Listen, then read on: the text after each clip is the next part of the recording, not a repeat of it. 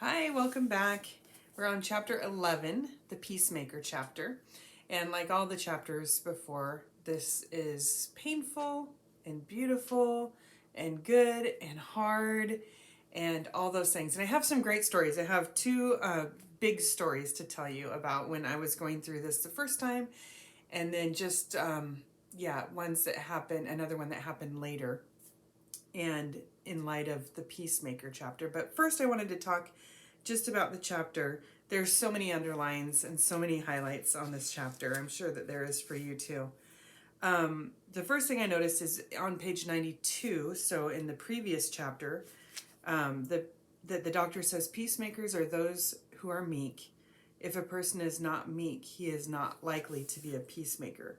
So being meek and peacemaker coincide.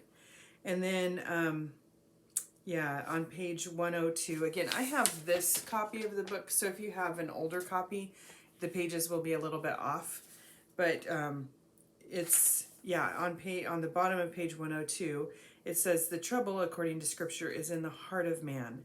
And until the heart of man is changed, you will never solve his problem by trying to make manipulations on the surface. I thought that was really good and true, because that's what we see happen all the time. We try to change the surface and hope that will change the heart, and it doesn't. And then I like how he says again what it's not what a peacemaker is not, and then what is it to be a peacemaker. And then these pages are just all kinds of underlines. Almost everything is underlined, because this is just so, as with all of these Beatitudes, it's so much different than what I thought it was. To be a peacemaker, you must be, as it were, I'm at the top of page 105, absolutely neutral, so that you can bring the two sides together. You must not be sensitive, you must not be touchy, you must not be on the defensive. If you are, you will not be a very good peacemaker. And then he goes into three new views, again on the middle of page 105. A peacemaker has to have an entirely new view of himself. And the second, the peacemaker is the man who does not talk about people when they are offensive and difficult. He does not ask, why are they like that? He says they're like that because they're still being governed by the God of this world.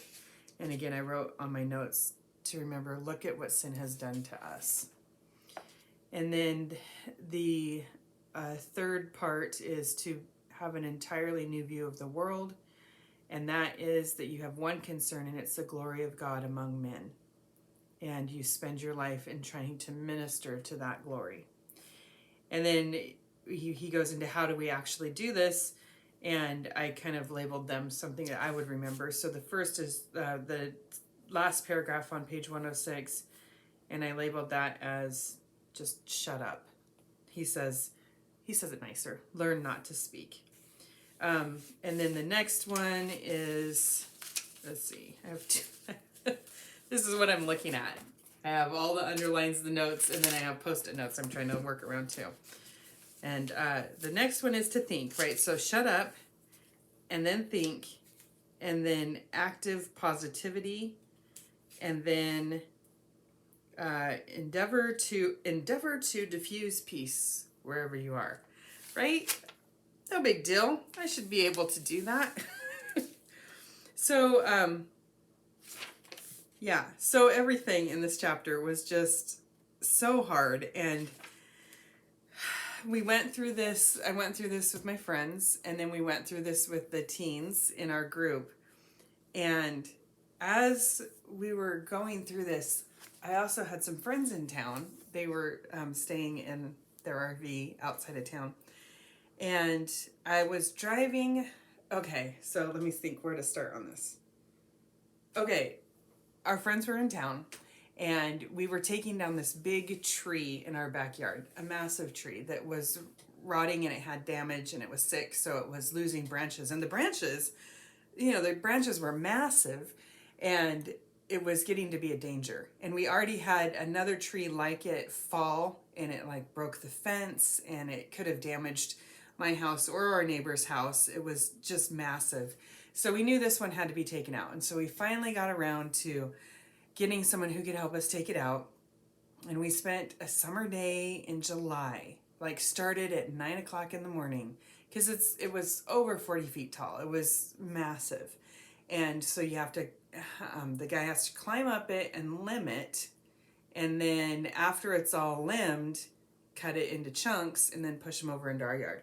This tree is right along the fence between our backyard neighbor and our yard. And so we told the guy, our friend that was helping us take it down, please, whatever you do, don't let anything fall in the backyard neighbor's yard.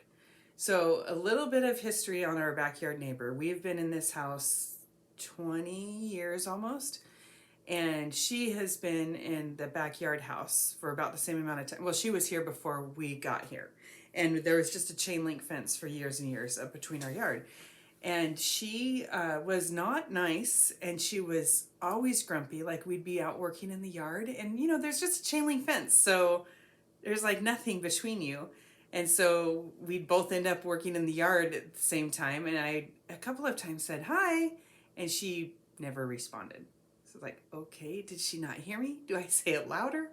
This is awkward.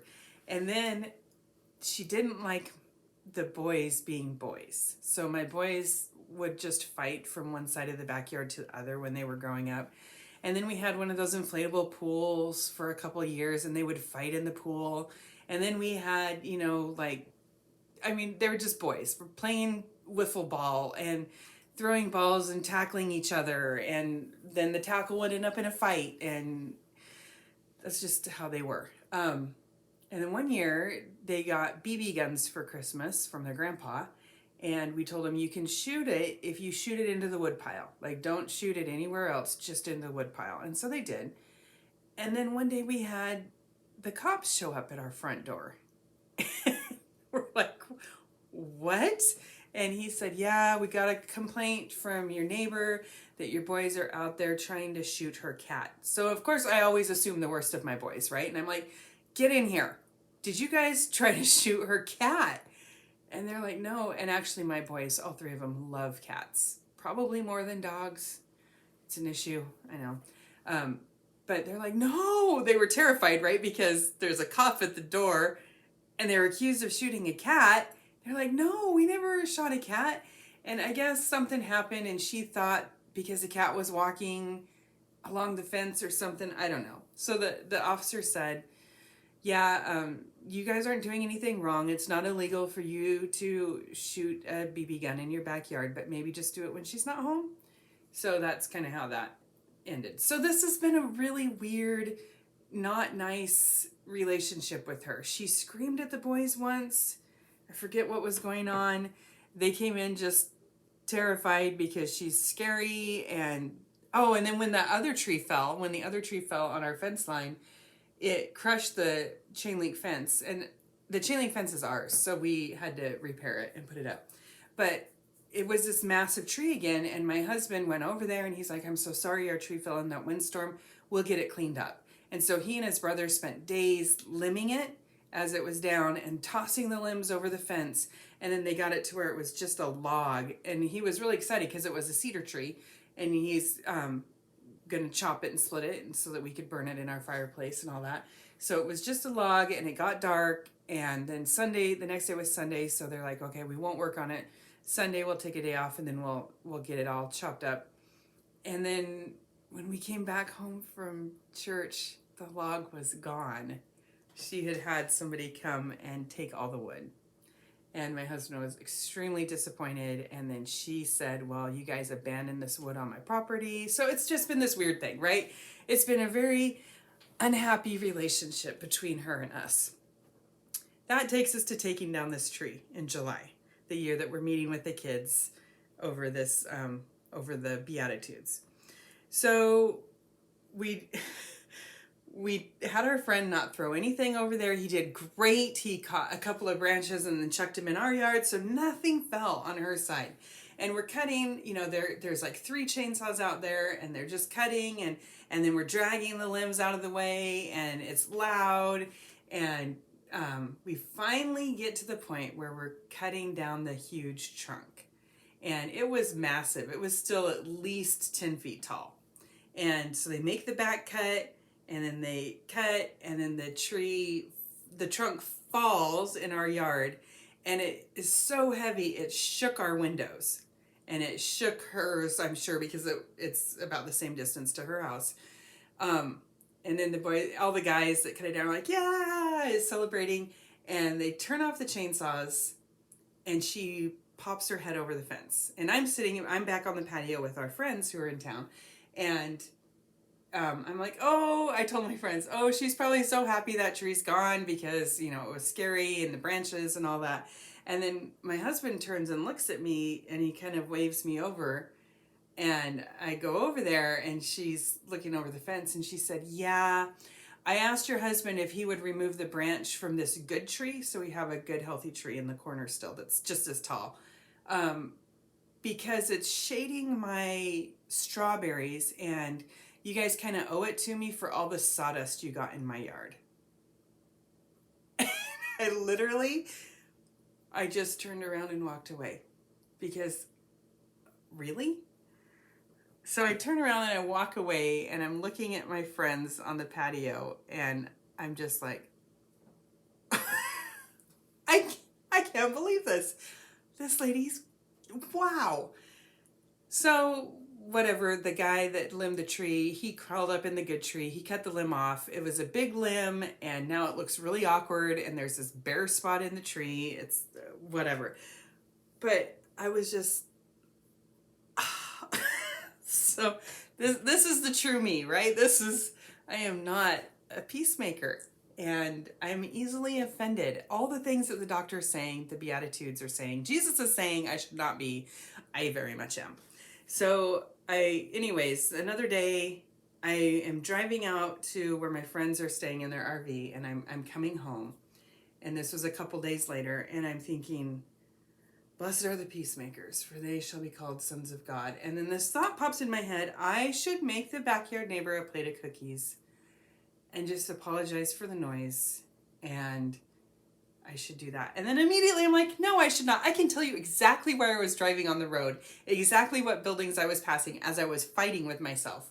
No, I'm not going to do that. I was a peacemaker by turning and walking away. I was a peacemaker. And then the doctor's saying, no, he says, you must go beyond that. Oh, wait, he says, this is so exactly what I did, you guys. You remember the mighty word, if your enemy is hungry, feed him. I'm on the middle of page 107. There is your enemy in my backyard who has been saying terrible things about you and yelling at your kids and calling the cops on you. Well, you have not answered her. You have controlled your tongue. See, pat myself on the back. Not only that, you've said, oh, I can see it's the devil that is in her, and therefore I must not answer her. I didn't say that, but I didn't answer her. And I must have pity and pray that God will deliver her and show her as the dupe of Satan. Good. Okay, so I kind of sort of not really did that, but I didn't answer. And the doctor tells me, good, that's the second step. Okay, second? But you must go beyond that. He is hungry. Things have gone wrong for him. Now you begin to seek for ways of relieving him. You become positive and active. It may mean sometimes that you, as we put it so foolishly, have to humble yourself and approach the other person. What are you saying, doctor? You have to take the initiative in speaking to him, perhaps apologizing, trying to be friendly, and doing everything you can to produce peace. So I fought on the car ride on the way home, but I knew that this would be me going positively toward her. 20 years, people. So then I made the cookies, and I put them on a paper plate, and I left them on the counter for a day. And then they're mocking me, and the doctor's telling me, and so I finally, fine, put on my shoes. This is so me. I'm fighting the whole time. I put on my shoes, and I'm like, okay, but I'm gonna go the long way around. So I went around the long block, and then it started raining halfway through, and I thought, I'm just gonna go home because this is ridiculous. But I'm still walking on, and then I get there, and I'm like, okay, and if she's not home when I knock on the door, hey, I did my part. I tried. I tried to be a peacemaker. I'm done. So I walk up to her door, and by now, like, I don't know, that first tree fell 12 years ago. By now, she has her daughter that has moved in with her, and they have two kids who fight constantly in the backyard and scream and yell at each other, which, whatever. I'm used to that. It doesn't bother me. But so I go up to the door, and I can hear the kids inside. And it's just like our house where you have to walk past the big front window so everybody can see you coming to the front door. And here I am with my plate of cookies.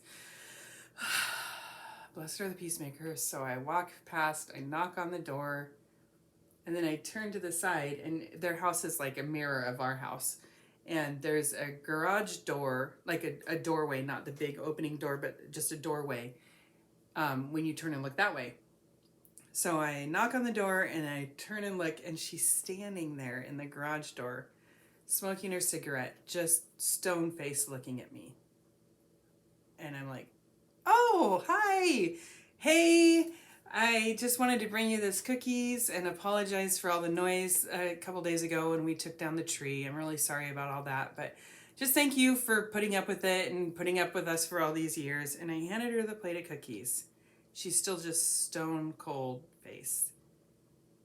And then she starts crying. Literally, she starts like tearing up. And she says, I am so sorry for all the years that I yelled at you. I am so sorry for being so mean to your kids when they were in the backyard fighting. And she's literally like crying now.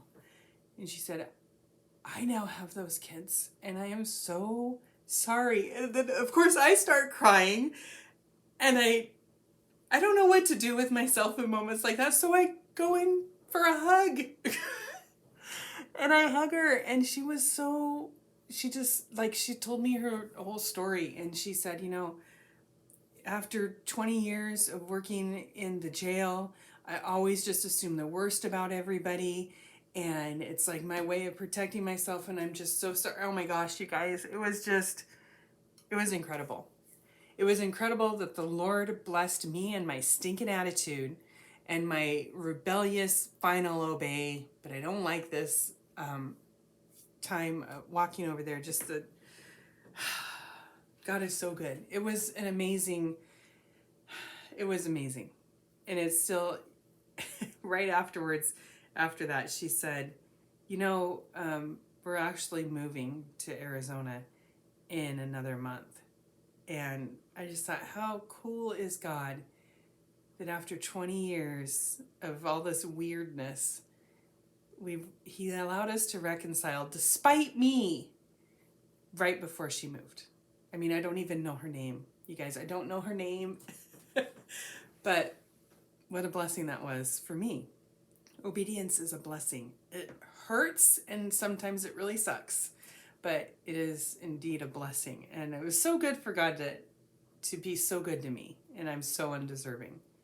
But then, just so that you don't think that being a peacemaker always ends well, which it doesn't, that one was, I think, like a one-off, all glory to God situation.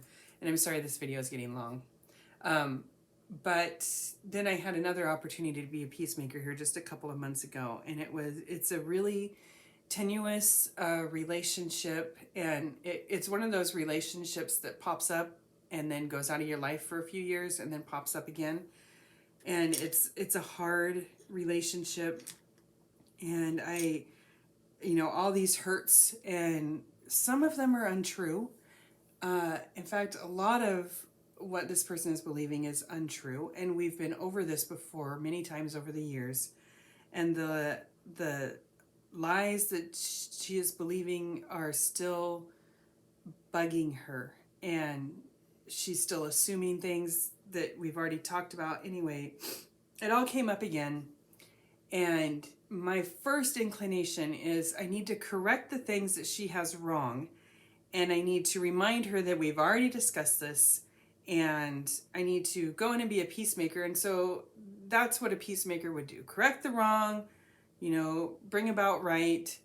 And one of my friends who's going through this, walked me through it, and she's like, reminding me, no, a peacemaker humbles herself, approaches the other person, takes the initiative in speaking to them, apologizes, does everything to be friendly, everything you can to produce peace.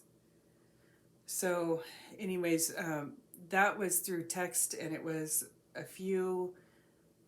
really long and hurtful texts and really painful misunderstandings.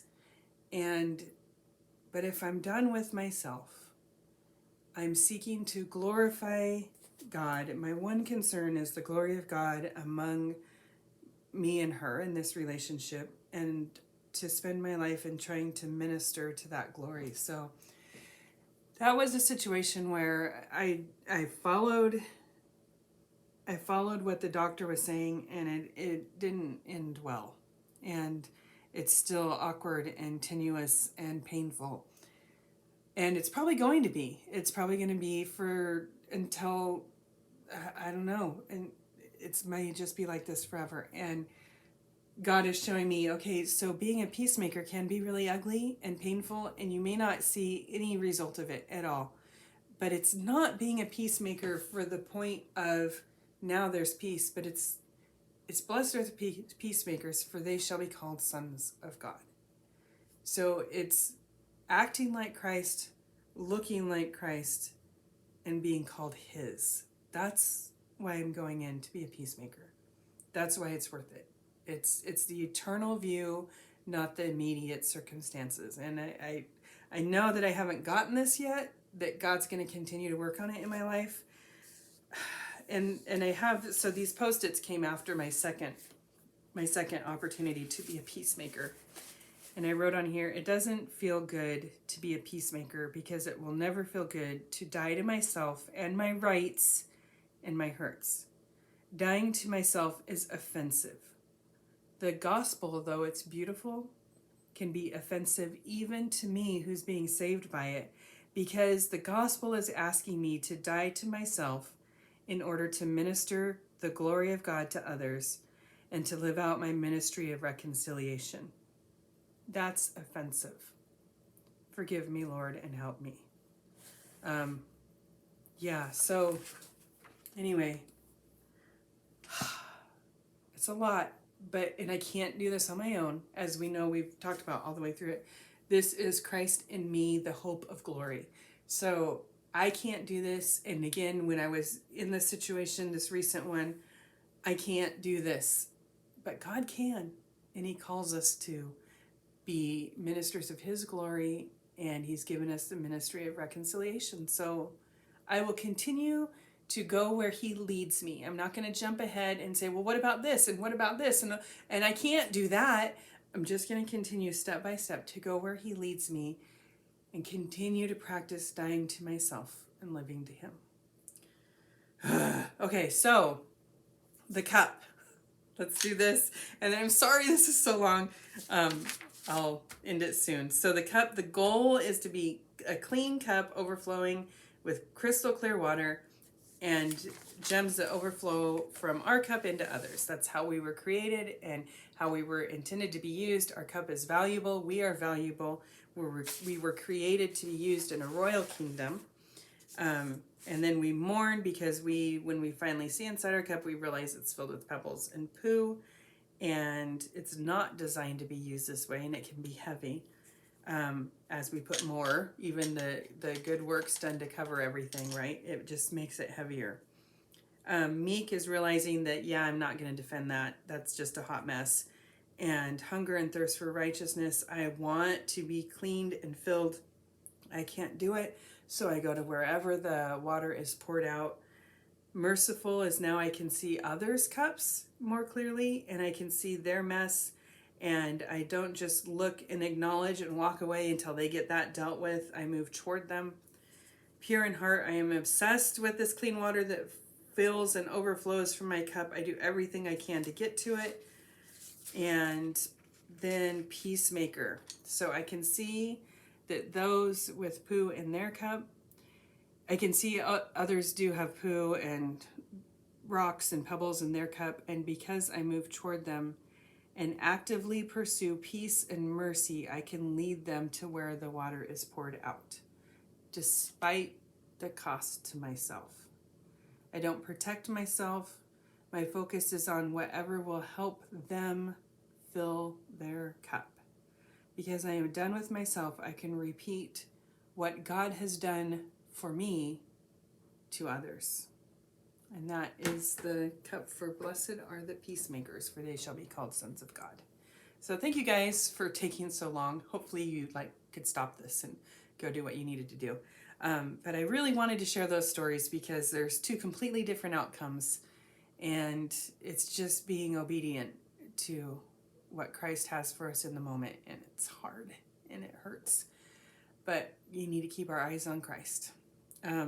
Okay, so your next assignment is to read chapter 12.